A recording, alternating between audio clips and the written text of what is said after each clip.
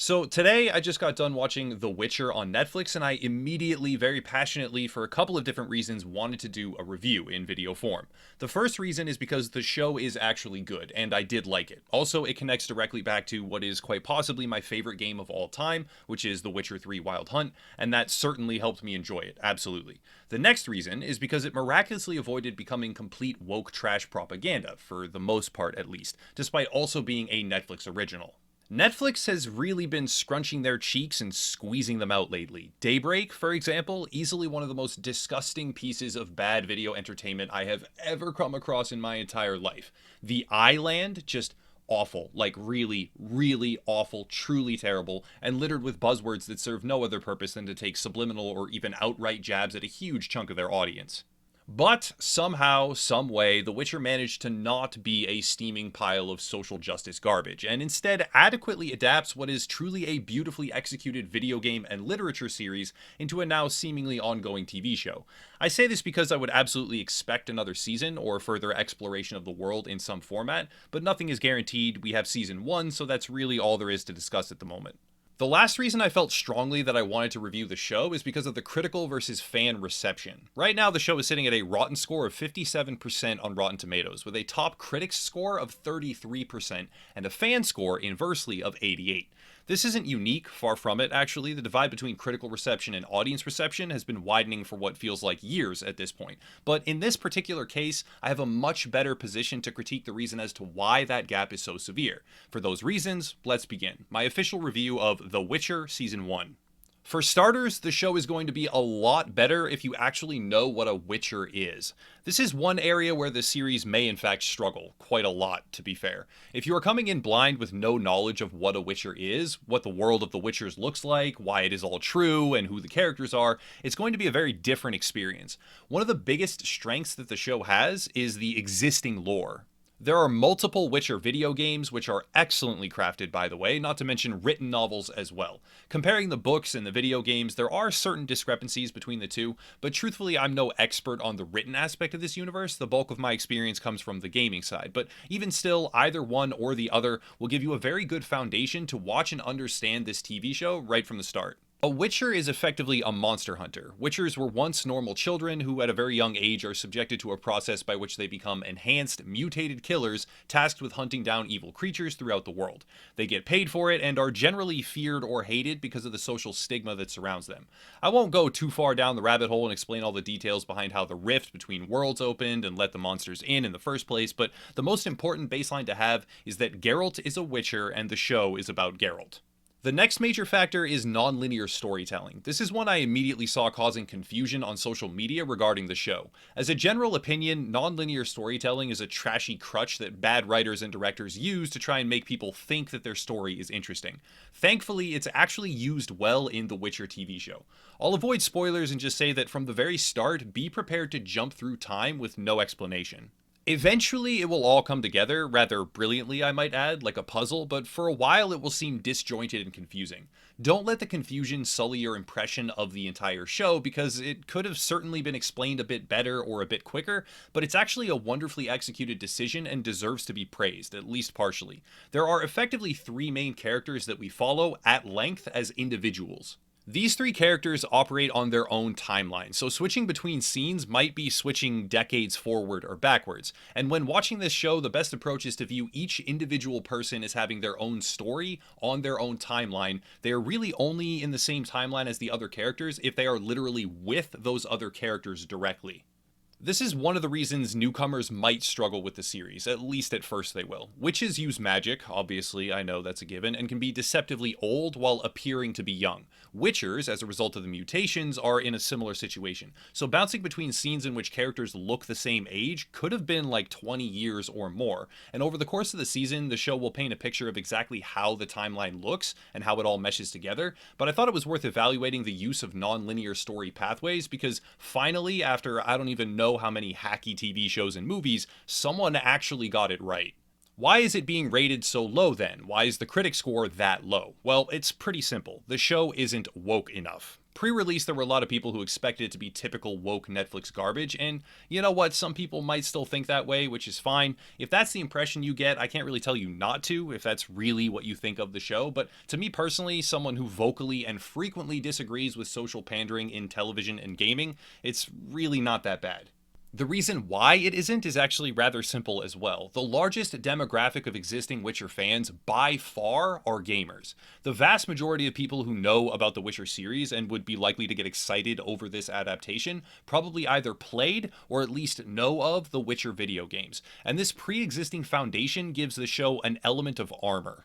When the trailers came out, people had some complaints, and though I do like the show, let me actually lean into these complaints a little bit because a few of them are extremely valid.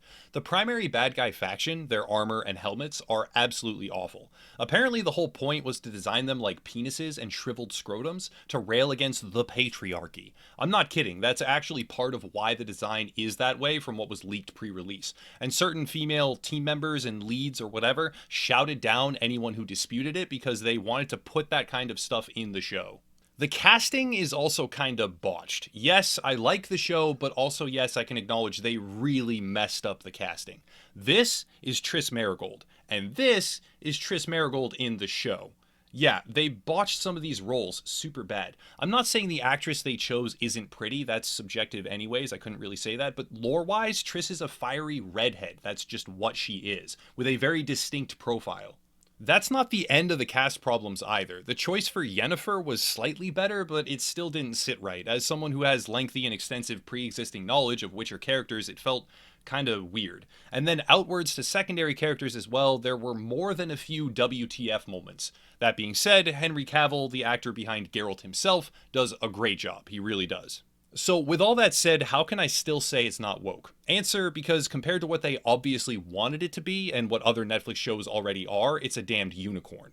Yes, the armor on Nilfgaard soldiers is idiotic levels of crap design. Whoever made that and put it into the show should unironically be let go from the position. Fire them, literally. I'm not even exaggerating. From a practical perspective, it's asinine. From a lore perspective as well, it's lose your job worthy. And yes, on top of that, the casting has some really strange choices, but all that considered, and it is a lot, so if people judge the show for that, I'll totally understand. It appears as if decisive efforts were made by someone in the command chain to rein it all in and shut down the activists. The primary audience for this show was inevitably going to be gamers, and as a result, the audience had pre-existing knowledge of lore specifics and character behavior. The option to retcon a bunch of aspects and turn it into woke propaganda was an all-or-nothing scenario. They are making a show based on a universe that is already popular because people like it for what it is. And yeah, that isn't unbreakable armor, but for a Season 1 premiere, it's not easy to overlook. If they changed it all and made it a political jab fest, they would just lose the demographic behind the entire point of making a series in this universe. Star Wars, for instance, has younger fans who don't even really know why the new movies are so botched, but The Witcher, not so much.